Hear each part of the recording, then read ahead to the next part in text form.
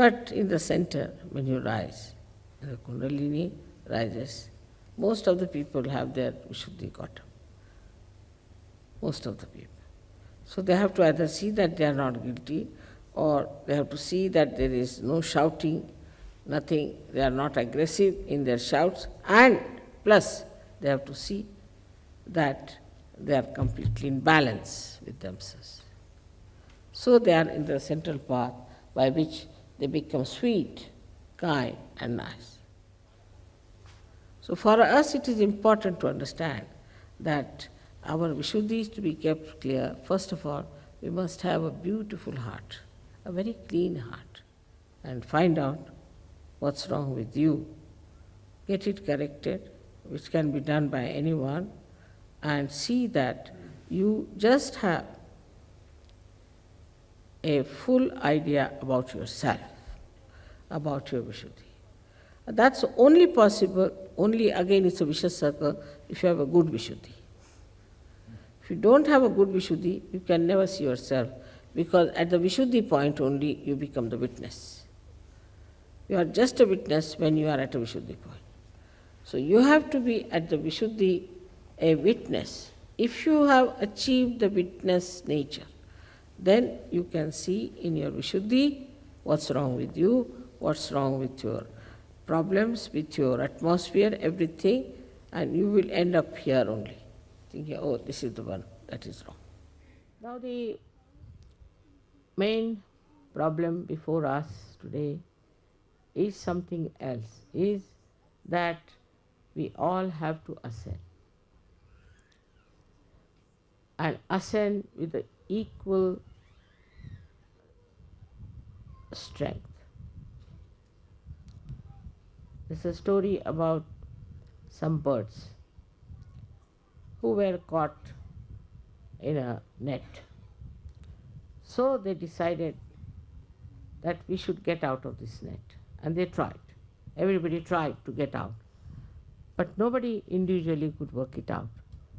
So they all decided to fly together, 1, 2, 3, and go. And they took all that net with them, and they say then they requested the rats that please come and cut our net, and they were freed. So if it can happen between the rats and the birds, why not between us? So in collectivity, you will be amazed in the collectivity how we could be helpful and joyous with each other. Now say something is wrong with your mother, father, sister, somebody. Doesn't matter. After all, you have the ocean of joy here with the collectivity. And your problems can be solved if collectively, if you want to solve your problem. So we have to depend on the collectivity. Very much to be one with the collective. I feel once you jump into the sea of Sahaj, the joy itself draws you together. Meeting each other is such a joyous thing. We have had so many experiences of that, of Sahajogis who have told me how happy they were to find Sahajogis somewhere out of the blue, and how they felt happy. So this tie between the Sahajogis is really the most joyous channel. And that is what is the source, we should say, of our becoming one together. Once you start enjoying each other. Collectivity doesn't mean that we all should be stuck together with some glue or something, or we all become like Gibraltar, rock of Gibraltar. No, it doesn't mean that. It means wherever you are connected. That is collectivity. But if you are not connected and you are just glued together, it's very inconvenient to live under such circumstances. I think people don't even understand the meaning of collectivity. Where there's not the other, ananya, where there's not the other. There's no other personality. These personalities are separated from you because of left and right, or could be both. But you are yourself fully when you are absolutely detached and your Kundalini is dancing. You are alone and never alone.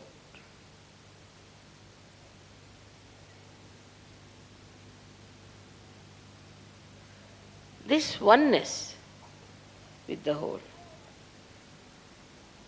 gives you all the security that you want, all the joy you want.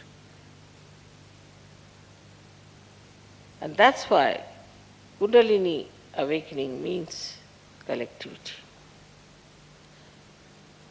Unless and until you want pure collectivity in your being, Kundalini won't rise.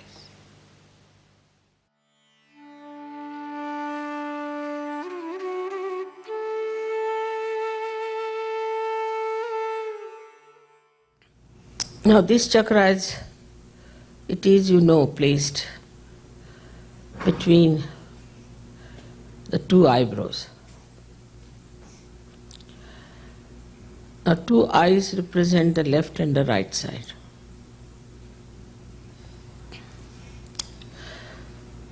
So this center is very much guided by our eyes, by our ears, by our nose, tongue, teeth, throat. Is a very important center because the Vishuddhi, which has to look after 16 petals, which look after all these ear, nose, throat, different organs within us. Also, it has to communicate with the Virat. So it has to pass through this center of Hamsa Chakra.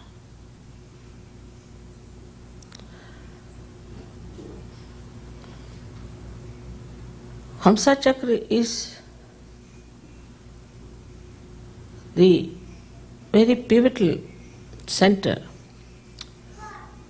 which expresses auspiciousness in our awareness.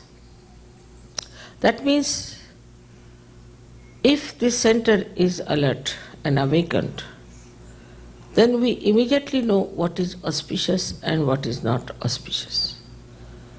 Or we can call it, we get the divine discretion.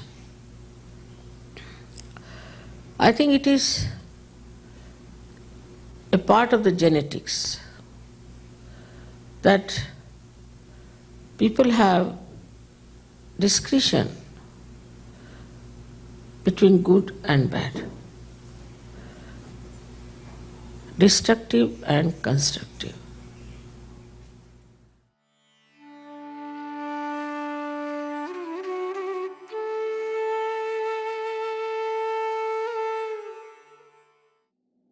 Virat is the ultimate. The complete development of the Vishuddhi chakra is Virat. And as you know, the chakra is here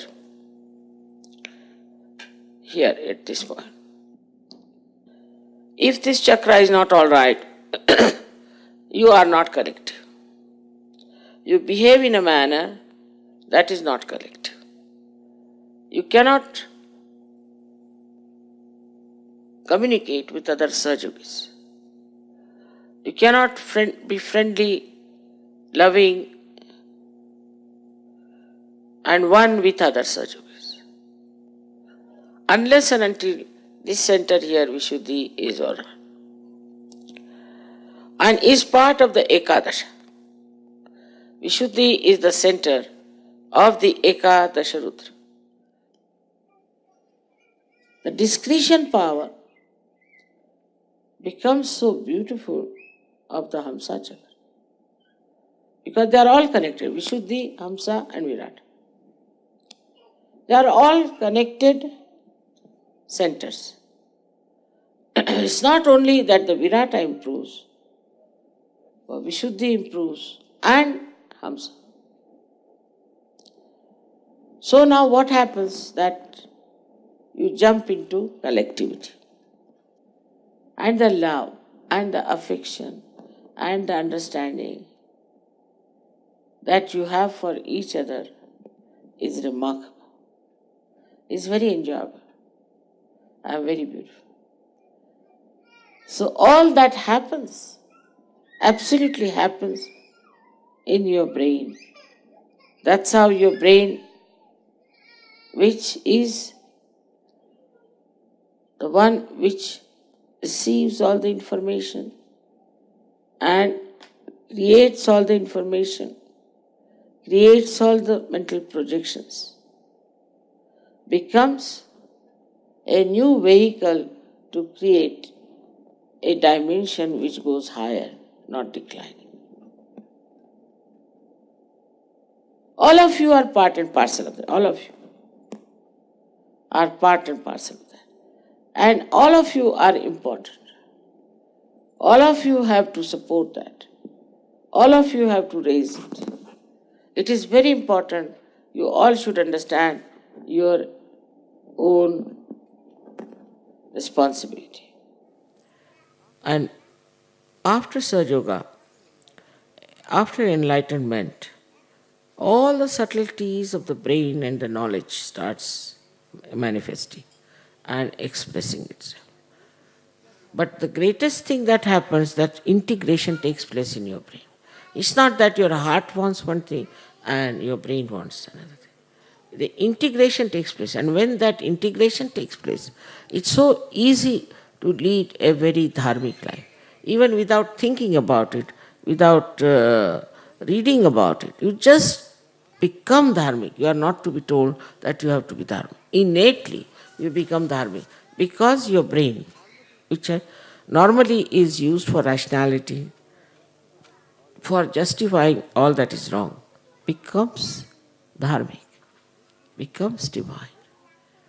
So this is what one has to realize, that after realization, a person gets ideas which are always constructive.